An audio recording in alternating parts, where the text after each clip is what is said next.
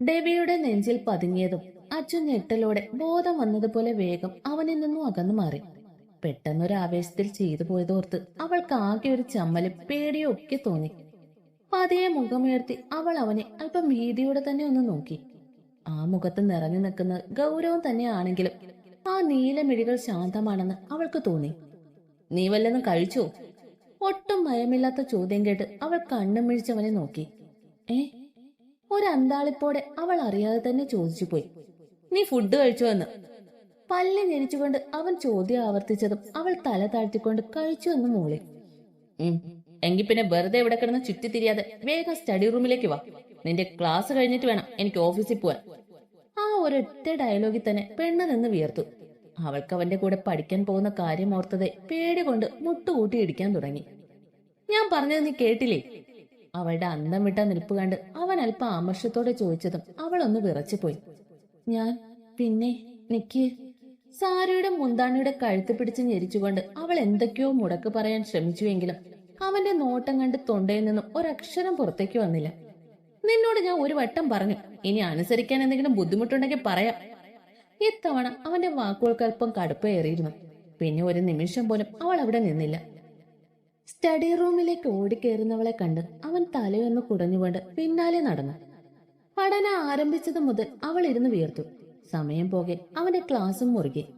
എത്രയൊക്കെ പഠിച്ചാലും അവനോടുള്ള പേടി കൊണ്ടോ മനസ്സിന്റെ താളപ്പിഴവ് കൊണ്ടോ തെറ്റുകൾ ഇടയ്ക്കിടയ്ക്ക് സംഭവിച്ചു.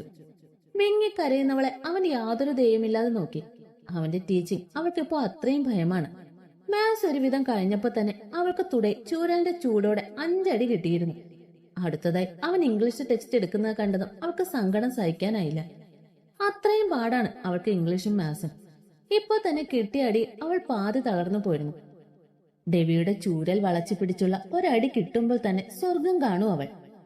ടെക്സ്റ്റ് തുറന്ന് അവൻ അതിലെ പ്രധാന ഭാഗങ്ങൾ നോട്ട് ചെയ്തു. അച്ചു കരഞ്ഞു ചുവന്ന മിഴികളോടെ അവനെ ദയനീയമായി നോക്കി. പെട്ടെന്നാണ് ഡെവിയുടെ ഫോൺ ശബ്ദിച്ചത്. അവൻ അവളെ ഒന്ന് നോക്കിക്കൊണ്ട് കോൾ എടുത്ത് സംസാരിച്ചു. ഓക്കെ, ഞാൻ വരാം.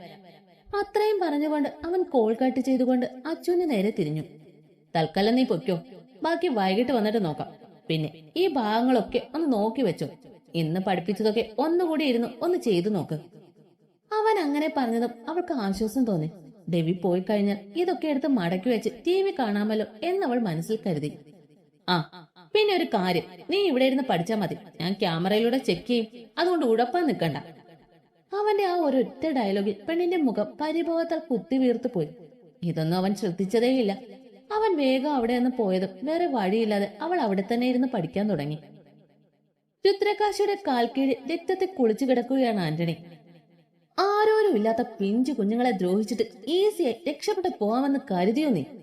കാശിയുടെ ചോദ്യത്തിൽ അയാൾ ആകെ വലഞ്ഞുപോയി. ഈ കേസ് പുറം ലോകം അറിയാതെ തീരുമെന്ന മാധവിന്റെ ഒറ്റ ഉറപ്പിലാണ് അയാൾ ആ കുഞ്ഞുങ്ങളെ ദ്രോഹിച്ചത്. കാശി വരുന്നത് വരെ അവരുടെ തീരുമാനങ്ങൾ പോലെ തന്നെ സ്മൂത്ത് ആയിട്ട് കാര്യങ്ങൾ മുന്നോട്ട് പോയിരുന്നതാണ്. ഒരു കുഞ്ഞു ജീവൻ നഷ്ടമായിട്ട് പോലും ഒരു ചാനലിലോ പത്രത്തിലോ ഈ ന്യൂസ് വന്നിട്ടില്ല. എന്തിനധികം പോലീസ് സ്റ്റേഷനിൽ കിട്ടിയ കംപ്ലൈന്റ് ലെറ്റർ പോലും ഒടുവിൽ കുപ്പയിൽ നിന്നുമാണ് കാശിക്ക് കിട്ടിയത്. സാറേ, എന്നെ നിങ്ങളുടെ നിയമത്തിന് ഒന്നും ചെയ്യാൻ പറ്റില്ല. അതുകൊണ്ട് സാറിന്റെ കാര്യം നോക്കി പോകുന്നതാ നല്ലത്. നിയമത്തെ പറ്റിക്കാൻ ഞങ്ങളെപ്പോലുള്ളവർക്ക് ഒന്നും വലിയ പാടില്ല സാറേ.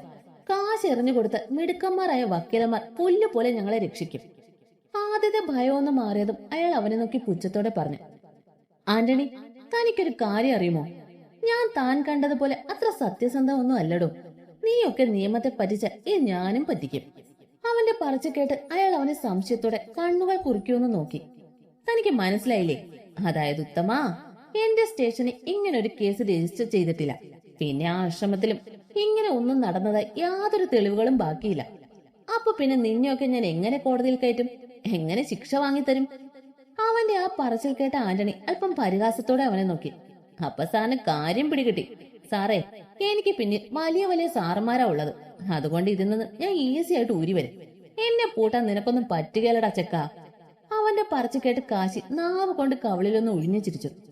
അത് പിന്നെ എനിക്ക് അറിയാലോ ആന്റണി. പക്ഷെ താൻ തെറ്റിച്ചത് എനിക്കും തനിക്കും ഉറപ്പുള്ള സ്ഥിതിക്ക് തന്നെ അങ്ങനെ അങ്ങ് വിടാൻ വെക്കുവോ? നീ എന്താടാ എന്നെ മൂക്കി വലിച്ചു കേറ്റുമോ? ഓ, അത്ര വലിയ മൂക്കൊന്നും എനിക്കില്ല ചേട്ടോ. അതുകൊണ്ട് ആ പിഞ്ചു കുഞ്ഞുങ്ങളെ ദ്രോഹിച്ചതിനുള്ള ശിക്ഷ നിനക്ക് വിധിക്കാൻ പോകുന്നത് കോടതിയല്ല, ഈ ഞാനാ. ഒരു സൈസ് ബേടക്ക് ചിരിയോടെ അവൻ പറഞ്ഞതും അയാൾ അവനെ കണ്ണുകൾ കൂർപ്പിച്ച് പുച്ഛത്തോടെ ഒന്ന് നോക്കി. പതിവ് പോലെ നേരം കെട്ട സമയം തന്നെ കാശി വീട്ടിലേക്ക് വന്നു കയറി. വിജനമായി കിടക്കുന്ന തന്റെ വീട് അവന് ശരിക്കും മടുപ്പ് നിറച്ചു. കാത്തിരിക്കാനോ സ്നേഹിക്കാനോ സ്നേഹിക്കപ്പെടാനോ ആരുമില്ലാതെ തീർത്തും ഏകാന്തത നിറഞ്ഞ ആ വീടിനോട് അവൻ അല്പം നീരസം തോന്നിപ്പോയി. കാശി പോക്കറ്റിൽ നിന്നും വീടിന്റെ കീ എടുത്ത് വാതിൽ തുറന്നു. ലൈറ്റിന്റെ സ്വിച്ച് ഓൺ ചെയ്തു. എങ്ങും പ്രകാശം നിറഞ്ഞു. ഷൂ സോക്സും ഊരിമാറ്റി ഷർട്ടിന്റെ ബട്ടൺസ് ഓരോന്നായി അഴിച്ചുകൊണ്ട് അവൻ നേരെ കിച്ചണിലേക്ക് നടന്നു. അവൻ അടുക്കള സ്ലാബിൽ മൂടി വെച്ചിരുന്ന പാത്രങ്ങളുടെ മൂടി തുറന്നു. രാവിലെ അവൻ ഉണ്ടാക്കി വെച്ചതിന്റെ ബാക്കി എന്നോണം കുറച്ച് ചോറും വെണ്ടയ്ക്ക ഉപ്പേരിയും ഇരിക്കുന്നുണ്ട്. കൈ കഴുകി ഒരു പാത്രത്തിലേക്ക് അവൻ ചോറ് വിളമ്പി. ഫ്രിഡ്ജിൽ നിന്നും കുറച്ച് നാരങ്ങ അച്ചാറും വെണ്ടയ്ക്ക ഉപ്പേരിയും കൂട്ടി അവൻ ആ ചോറ് വേഗം കഴിച്ചു തീർത്തു. വിശപ്പ് പൂർണ്ണമായും മാറിയില്ലെങ്കിലും വയറ്റിനുള്ളിലെ വിശപ്പിന്റെ കത്തലൊന്ന് അടങ്ങിയിരുന്നു. ആന്റണിയിൽ നിന്നും അറിയേണ്ടതെല്ലാം അവൻ അറിഞ്ഞിരുന്നു. ജീവച്ചവ ആക്കി അയാളെ ഇട്ടിട്ടാണ് അവന്റെ മടങ്ങി വരവ്. ബാത്റൂമിൽ കയറി ഒന്ന് ഫ്രഷ് ആയിട്ട് നേരെ വന്ന് അവൻ ബെഡിലേക്ക് വീണു. അവന്റെ കണ്ണുകൾ നിറഞ്ഞു. രണ്ടിറ്റ് നീർത്തുള്ളികൾ തലയണയിലേക്ക് വീണു. കണ്ണുകൾ മുറുകെ അടച്ച് അവൻ ഉറക്കത്തെ കൂട്ടുപിടിച്ചു. ഇതേ സമയം പറഞ്ഞറിയിക്കാൻ വയ്യാത്തൊരു അസ്വസ്ഥതയോടെ ഡെറി ഡ്യൂട്ടി റൂമിലിരുന്നു. നൈറ്റ് ഡ്യൂട്ടി ആയതുകൊണ്ട് തന്നെ അവൻ ആകെ മുഷിഞ്ഞിരുന്നു. ഉറക്കം ഒഴിയുന്നതിന്റെ ബുദ്ധിമുട്ട് നന്നായിട്ടുണ്ടെങ്കിലും അവൻ തന്റെ ജോലിയിൽ അത്രയും ശ്രദ്ധ പുലർത്തുന്നുണ്ടായിരുന്നു. അല്പം ഫ്രീ ടൈം കിട്ടിയപ്പോൾ ഒന്ന് ഇരുന്നതാണ് അവൻ. ആ സമയം മനസ്സിനാകെ വല്ലാത്തൊരു അസ്വസ്ഥത തോന്നി. സാർ, പെട്ടെന്ന് ആരോ ഡോറും തുറന്ന് കയറി വന്നത് കണ്ടത് ഡെറി വേഗം അല്പം ഗൗരവത്തോടെ നിവർന്നിരുന്നു. ആ, പറ സിസ്റ്റർ. സർ, 2 ദിവസം മുമ്പ് വന്ന ആ കുട്ടിക്ക് ബോധം വന്നിരുന്നു. ഇപ്പൊ ആളാകെ ബഹളമാണ്. മാലിന്യ ഡോക്ടറുടെ കൈ കയറി കടിച്ചു. സാറൊന്ന് വരുമോ? സിസ്റ്റർ ഭവ്യതയോടെ പറഞ്ഞതും അവൻ വേഗം എഴുന്നേറ്റ് അവർക്കൊപ്പം നടന്നു. വാർഡിലെ ബെഡിൽ കിടന്ന് കുതിർന്നവളെ കണ്ട് അവൻ ആകെ ഒരു വല്ലായ്മ തോന്നി. കാരണം ആ കുഞ്ഞു പെണ്ണിനെ ബലവാന്മാരായ സെക്യൂരിറ്റി ഗാർഡ്സുകളാണ് പിടിച്ചു വെച്ചിരിക്കുന്നത്. ഏയ്, നിങ്ങൾ അതിനെ വിടൂ. ഡെറി അവിടേക്ക് വന്നുകൊണ്ട് അല്പം ഈർഷ്യയോടെ പറഞ്ഞതും എല്ലാവരും അവളിൽ നിന്ന് പിടിവിട്ട് മാറി നിന്നു. ഡെറി അവളെ തന്നെ നോക്കി. ഉരുണ്ട ഗോലിക്കണ്ണുകളും തുടുത്ത് അല്പം ചാടിയ കവളും ഒക്കെയായി ബൊമ്മക്കുട്ടിയെ പോലെ ഒരു പെണ്ണ്. കറുത്ത നിറമാണ് അവൾക്ക്. എന്നാലും ആ നിറം അവൾക്ക് നന്നായി ചേരുന്നുണ്ട്. കുഞ്ഞു റോസ് ചുണ്ടുകൾ കൂർപ്പിച്ചു പിടിച്ചുള്ള തോളിന് താഴെ നെഞ്ചിൽ വന്ന് മുട്ടുന്ന അത്രയും മാത്രം നീളമുള്ള ചുരുണ്ട മുടിയൊക്കെയായി അത്രയും സുന്ദരിയാണ് അവൾ. അല്പം വണ്ണമുണ്ട്. നീളം നന്നേ കുറവാണ് താൻ. മുഖത്ത് യാതൊരുവിധ ചിത്രപ്പണികളുമില്ല. പുരികം പോലും കാട് പിടിച്ചതുപോലെ. കാണാൻ ആ പുരിക അത്ര നല്ല ഷേപ്പിലൊന്നും അല്ലെങ്കിലും അതും കാണാൻ ഒരഴകാണ്. വിട്. തന്റെ അടുത്തേക്ക് വന്ന മെയിൻ നഴ്സിന്റെ കയ്യിൽ ആഞ്ഞു തട്ടിക്കൊണ്ട് അവൾ പറഞ്ഞതും ദേഷ്യം കയറിയ മറ്റൊരു സിസ്റ്റർ അവളുടെ തോളത്ത് നല്ലൊരു അടി വെച്ചു കൊടുത്തു. അടങ്ങിയിരിക്കു പെണ്ണെ. അവർ അവൾക്ക് നേരെ അല്പം ദേഷ്യത്തോടെ പറഞ്ഞതും ഡെറി അവരെ രൂക്ഷമായൊന്ന് നോക്കി. സിസ്റ്റർ ലീനയ്ക്ക് ആരാ രോഗികളെ തല്ലാൻ അനുവാദം തന്നത്? കടുപ്പിച്ച അവന്റെ ചോദ്യം കേട്ട് അവർ ഒന്ന് ഞെട്ടിപ്പോയി. പൊതുവെ ശാന്തശീലനാണെങ്കിലും അവന് ദേഷ്യം വന്നാൽ പിടിച്ചാ കിട്ടില്ലെന്ന് അവർക്ക് അറിയാവുന്ന കാര്യമാണ്. സോറി സർ, ഈ കുറഞ്ഞ സമയം കൊണ്ട് തന്നെ ഞങ്ങൾ ഈ കുട്ടിയെ കൊണ്ട് അത്രയും ഗതികെട്ട് പോയി. നീനു സിസ്റ്ററിന്റെ കൈ കടിച്ചു മുറിച്ചു. ഞങ്ങളെയൊക്കെ ചവിട്ടി ദേ ഇപ്പോ. മതി. അവരെ പറഞ്ഞു പൂർത്തിയാക്കാൻ അനുവദിക്കാതെ ഡെറി അവരെ നോക്കി പല്ല് കടിച്ചുകൊണ്ട് മുരണ്ടു. പേടിയോടെ അവർ അല്പം മാറി നിന്നു പോയി. ഈ നേരം അത്രയും ഡെറിയെ വല്ലാത്തൊരു ആരാധനയോടെ നോക്കുമായിരുന്നു ആ കുഞ്ഞിപ്പെണ്ണ്. ശ്വാസം ഒന്ന് എടുത്തുവിട്ട് ദേഷ്യം അടക്കിക്കൊണ്ട് അവൻ ആ പെൺകുട്ടിക്ക് അടുത്തേക്ക് ചെന്നു. കുട്ടി പേടിക്കണ്ട, ആരും തന്നെ ഒന്നും ചെയ്യില്ല. സമാധാനത്തോടെ അവൻ പറഞ്ഞതും അവൾ അവനെ നോക്കി പതിയെ ഒന്ന് പുഞ്ചിരിച്ചു. ബാക്കിയുള്ളവർ അവളെ അന്തം വിട്ട് നോക്കിപ്പോയി. കാരണം അവളെ അടക്കാൻ അവരെല്ലാവരും പല അടവുകളും പറ്റിയതാണ്. അതിലൊന്നും അടങ്ങാത്തവളാണ് ഡെറിയുടെ പുഞ്ചിരിയോടെ നിൽക്കുന്നത്. കുട്ടിയുടെ പേരെന്താ? ഡെറി സമാധാനത്തോടെ ചോദിച്ചു. തുളസി. വളരെ പതിഞ്ഞ സ്വരത്തിൽ അവൾ പറഞ്ഞതും അവൻ അവളോട് എന്തോ ഒരു ഇഷ്ടം തോന്നിപ്പോയി. തുളസിയെ റോഡിൽ വണ്ടിയിടിച്ച അവസ്ഥയിലായിരുന്നു ഇവിടെ എത്തിച്ചത്. നാട്ടുകാരാണ് കൊണ്ടുവന്നത്. ഇവിടെ വന്ന് 2 ദിവസം തനിക്ക് ബോധം പോലും ഇല്ലായിരുന്നു. പോലീസിൽ അറിയിച്ചതാണ്. പക്ഷെ അവര് പിന്നീട് തന്റെ റിപ്പോർട്ടുമായി ഇങ്ങോട്ട് വന്നിട്ടില്ല. കുട്ടിയുടെ വീട്ടിലെ നമ്പർ തന്നാൽ ഞങ്ങൾ വിളിച്ചറിയിക്കാം. ഡെറി കാര്യങ്ങൾ വ്യക്തമാക്കി പറഞ്ഞതും ആ ഉണ്ടക്കണ്ണുകൾ നിറഞ്ഞുപോയി. അവളുടെ മുഖത്ത് വിരിയുന്ന നിസ്സഹായത കണ്ട് ഡെറി കുറച്ചു സമയം അവൾ റെസ്റ്റ് എടുക്കട്ടെ എന്ന് പറഞ്ഞുകൊണ്ട് തിരികെ പോയി. ഡെറി പോയതും സിസ്റ്റർ അവളെ കൂർപ്പിച്ചു നോക്കി. കാക്കക്കറുമ്പി. അവർ ആമർഷത്തോടെ മുരണ്ടതും ആ ഗോലിക്കണ്ണുകൾ കൂടുതൽ നിറഞ്ഞുപോയി. ഡെവി അച്ചുവിനെ തന്നെ തുറിച്ചു നോക്കുന്നുണ്ട്. അച്ചു ആണെങ്കിൽ അവന്റെ ചോദ്യങ്ങൾക്കൊന്നും ഉത്തരം കൊടുക്കാനാവാതെ വിറച്ചു നിൽപ്പാണ്. നിന്നോടാ ചോദിച്ചത്. നീ ഞാൻ പോയതിന് പിന്നെ ഇരുന്ന് പഠിച്ചില്ലേ? വിറപ്പിച്ചുകൊണ്ടാണ് അവന്റെ ചോദ്യം. പഠിച്ചു. പേടിയോടെ അവൾ പതിഞ്ഞ സ്വരത്തിൽ പറഞ്ഞു. പിന്നെന്താ ചോദ്യം ചോദിക്കുമ്പോ ആൻസർ അറിയാത്തത്? മുറുകിപ്പോയി അവന്റെ സ്വരം. എനിക്ക് പറയാൻ പറ്റുന്നില്ല. കരച്ചിലിന്റെ അറ്റ എത്തി പെണ്ണ്. അവനെ ദയനീയമായി നോക്കുന്നവളെ കണ്ട് അവൻ കയ്യിലെ ടെക്സ്റ്റ് മടക്കി വെച്ചുകൊണ്ട് അവൾക്കടുത്തേക്ക് നടന്നു. അവളുടെ ഇടുപ്പിൽ പിടിച്ച് അവൻ അവളെ തന്നോട് അടുപ്പിച്ചു. അവനെ പേടിയോടെ അവൾ തുറിച്ചു നോക്കി. പറയാൻ പറ്റാത്ത പുതിയ പാഠങ്ങൾ ചെയ്തു കാണിക്കട്ടെ ഞാൻ. തന്റെ കണ്ണുകളിൽ മിഴികൾ കോർത്തുകൊണ്ടുള്ള അവന്റെ ചോദ്യം കേട്ട് അവൾ ഉമിനീറിറക്കിപ്പോയി. അച്ചു അവന്റെ കയ്യിൽ നിന്നും ഒഴിഞ്ഞു മാറാൻ വെറുതെ ഒന്ന് ശ്രമിച്ചു. ദേവി അവളെ തന്നെ കണ്ണിമ വെട്ടാതെ നോക്കിക്കൊണ്ട് അവളുടെ പിടി ഒന്നുകൂടി മുറുക്കി. ദയനീയമായി തന്നെ നോക്കുന്നവളെ കണ്ട് അവൻ അവളോട് പുതുവികാരങ്ങൾ തോന്നി.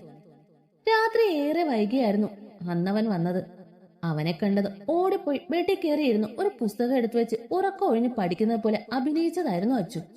അവൻ അത് മനസ്സിലാവുകയും ചെയ്തു. ബെഡ്റൂമിൽ ഒരു അധ്യാപകനാകാനോ ചൂരലെടുക്കാനോ അവന് തീരെ താല്പര്യമില്ലായിരുന്നു. അതുകൊണ്ട് തന്നെ അവളുടെ കള്ളത്തരം പൊളിക്കാൻ വേണ്ടി അവളെ വെറുതെ ഒന്ന് വിരട്ടിയതായിരുന്നു അവൻ. അവൻ ചോദിച്ച ഒറ്റ ചോദ്യത്തിനും ഉത്തരം പറയാൻ അവളെ കൊണ്ടായില്ല. സത്യത്തിൽ അവൾ പഠിക്കാതെ തന്നെ പറ്റിക്കാൻ നോക്കിയതിൽ അവൻ അല്പം ദേഷ്യം തോന്നി. പക്ഷെ അവളുടെ പരിഭവിച്ചുള്ള കോർപ്പിച്ച നോട്ടവും നിൽപ്പും വിറയലും ഒക്കെ കണ്ടതും അവനിൽ അവളോട് മറ്റെന്തൊക്കെയോ ഫീലിങ്സ് തോന്നിപ്പോയി. പറ, ഞാൻ പഠിപ്പിക്കട്ടെ? രഹസ്യം പോലെ അവൻ ചോദിച്ചതും അവൾ അവനെ നോക്കാനാവാതെ മിഴികൾ താഴ്ത്തി. വേണ്ട, അവൾ മടിയോടെ പറഞ്ഞു. ആ സമയം അവന്റെ മുഖത്ത് ആർക്കും മനസ്സിലാക്കാൻ സാധിക്കാത്ത വിധം കുഞ്ഞൊരു പുഞ്ചിരി ഒളിച്ചിരുന്നത് അവൾ അറിഞ്ഞതേയില്ല. വേണ്ടെന്ന് നീ തീരുമാനിച്ച പോരല്ലോ. ഇത്രയും നാളും നീ എന്റെ കയ്യിൽ നിന്ന് ഓരോ ഡ്രാമകൾ കാണിച്ച് വഴുതി മാറി. ഇന്ന് എന്തായാലും നീ രക്ഷപ്പെടില്ല. അവന്റെ പറച്ചിൽ കേട്ട് അവൾ അവനെ പകപ്പോടെ നോക്കി. നിമിഷ നേരം കൊണ്ട് അവൾ വിയർത്തു കുളിച്ചു. ഞാൻ നിന്റെ ആരാണെന്ന് നീ മറക്കുന്നു ആദി? അതോ ഇനി നിനക്കെന്റെ കൂടെ ജീവിക്കാൻ എന്തെങ്കിലും ബുദ്ധിമുട്ടുണ്ടോ? അത് വേറെ വല്ലവരെയും കണ്ടു വെച്ചിട്ടുണ്ടോ നീ? അല്പം പുച്ഛത്തോടെ അവൻ ചോദിച്ചതും ഞെട്ടലോടെ അവൾ അവനെ നോക്കി. അല്ല അല്ല, എനിക്കിഷ്ട എന്റെ താലിയുടെ അവകാശിയല്ലേ. ഈ ജന്മം എനിക്ക് നിങ്ങളൊക്കെ അല്ലേ സ്വന്തമായിട്ടുള്ളൂ. വേറെ ആരോടും ഒന്നുമില്ല. ഇച്ചായനോട് വെറുപ്പൊന്നുമില്ല. പക്ഷെ എനിക്ക് ഇതൊക്കെ പേടിയായിട്ടാ. സത്യം, ഞാൻ നിങ്ങളെ ഇട്ടിട്ട് എങ്ങോട്ടും പോവില്ല. സത്യം. വെക്കി വെക്കി അവൾ അത്രയും എങ്ങനെയൊക്കെയോ പറഞ്ഞൊപ്പിച്ചു. അവൻ തന്നെ തെറ്റിദ്ധരിച്ചോ എന്നൊരു അങ്കലാപ്പോടെയാണ് അവളുടെ നിൽപ്പ്. ഡെറി ഈ സമയം കൊണ്ട് തന്നെ ആരോരും ഇല്ലാത്ത ആ അനാഥപ്പെണ്ണിന്റെ മനസ്സിൽ ഈ ചെകുത്താനെ നിറച്ചു വെച്ചിരുന്നു. അല്ലെങ്കിലും താലി അതൊരു സത്യമാണല്ലോ. അതിന്റെ അവകാശിയെ സ്നേഹിക്കാതിരിക്കാൻ ആരോരും സ്വന്തമായി ഇല്ലാത്ത അവളെപ്പോലെ ഒരു പാവത്തിനാകുമായിരുന്നില്ല. എത്ര മോശക്കാരനാണെങ്കിലും അവൻ നിന്റെ ഭർത്താവാണ് എന്ന ഡെറിയുടെ വാക്കുകൾ അവളെ പലപ്പോഴും സ്വാധീനിച്ചിട്ടുണ്ട്. ഡെവി അവളുടെ അല്പം നിറഞ്ഞുപോയ മിഴികളിലേക്കൊന്ന് നോക്കി. അവന്റെ നീലമിഴികൾ അവളെ കാന്തം പോലെ ആകർഷിച്ചു. അത് നല്ലതാ. പേടി അതെപ്പോഴും വേണം. എനിക്കും അതാണ് ഇഷ്ടം. നിനക്ക് എന്നോടുള്ള പേടി അതിന് വല്ലാത്ത ലഹരിയാണ്. അവന്റെ വാക്കുകൾ അവളെ ശരിക്കും നോവിച്ചു. എല്ലാവരും ഇങ്ങനെയൊക്കെ ആണോ എന്നവൾ ചിന്തിച്ചു പോയി. പുറം ലോകം അറിയാത്ത ആ പെണ്ണിന്റെ ബുദ്ധിയും വിവരവും ഒക്കെ അത്രയേ ഉള്ളായിരുന്നു. അവൾക്ക് സ്നേഹവും വിശ്വാസവും ഉള്ളവർ പറഞ്ഞു കൊടുക്കുന്നത് എന്താണോ അതാണ് അവൾക്ക് സത്യം. എന്നീ ലോകത്ത് അവൾ ഇപ്പോൾ ഏറെ വിശ്വസിക്കുന്ന ഒരേ ഒരു വ്യക്തി അത് ഡെറിയാണ്. അവൻ അവൾക്ക് പറഞ്ഞു കൊടുക്കുന്നതൊക്കെ അവൾ വിശ്വസിക്കുന്നുണ്ട്. ഡെവിയാണ് അവളുടെ ലോകം എന്നവൻ പറഞ്ഞ് അവളെ പഠിപ്പിച്ചിട്ടുണ്ട്. അച്ചുവിന്റെ സ്നേഹം ഡെവിയെ മാറ്റുമെന്ന് അവൻ വിശ്വസിക്കുന്നുണ്ട്. എന്നാൽ ഡെവിയിലെ ചെകുത്താനെ അടക്കാൻ അവളെപ്പോലെ ഒരു പാവത്തെ കൊണ്ടാവില്ല എന്ന് അവൻ ഓർത്തതേയില്ല. Oh really? അപ്പൊ നീ എന്നെ നിന്റെ ഭർത്താവായി അംഗീകരിക്കുന്നു, റൈറ്റ്? അവൻ അവളുടെ കണ്ണിലേക്ക് കൂർപ്പിച്ചു നോക്കിക്കൊണ്ട് ചോദിച്ചു. അവൾക്ക് അല്പം ഭയം തോന്നിയെങ്കിലും അതേ എന്ന് അവൾ സമ്മതിച്ചു കൊടുത്തു. ഓക്കെ, അപ്പൊ എന്റെ ഏറ്റവും വലിയ ആഗ്രഹം സാധിച്ചു തരേണ്ടത് ഭാര്യയായ നീയാണ്. അവന്റെ ഭാര്യ എന്ന വാക്കിൽ അവൾ അല്പം ഒന്ന് സന്തോഷിച്ചു. എന്തോ തനിക്ക് സ്വന്തങ്ങൾ ഉണ്ടായതുപോലെ മനസ്സിലൊരു കുളിര് പടർന്നു. പറഞ്ഞു, ഞാൻ എന്താഗ്രഹമാ സാധിച്ചു തരേണ്ടത്? അല്പം ധൈര്യം സംഭരിച്ചുകൊണ്ട് തന്നെ അവൾ ചോദിച്ചു. എനിക്കൊരു കുഞ്ഞിനെ വേണം. എന്റെ രക്തത്തിൽ എന്റെ മാത്രം സ്വന്തമായി ഒരു കുഞ്ഞ്. എന്താ, സമ്മതാണോ നിനക്ക്? അവളുടെ പിടി അയച്ചുകൊണ്ട് അവൻ പറഞ്ഞതും അവൾ അവനെ ഞെട്ടലോടെ നോക്കി. ഇങ്ങനെ ഒരു ആവശ്യമാവും അവൻ പറയാൻ പോകുന്നതെന്ന് അവൾ സ്വപ്നത്തിൽ പോലും പ്രതീക്ഷിച്ചിരുന്നില്ല. സമ്മതാണോന്ന് വീണ്ടും അവൻ എടുത്തു ചോദിച്ചതും അവൾ അല്പം പരുങ്ങലോടെ അവനെ നോക്കി. ഭയമാണ് ഈ ഒരുവനെ അവൾക്ക്, അത്രയും ഭയമാണ്. എന്നാൽ ഉള്ളിന്റെ ഉള്ളിൽ സ്നേഹവും ഉണ്ട്. സമ്മതിച്ചു, വാവയെ തരാം.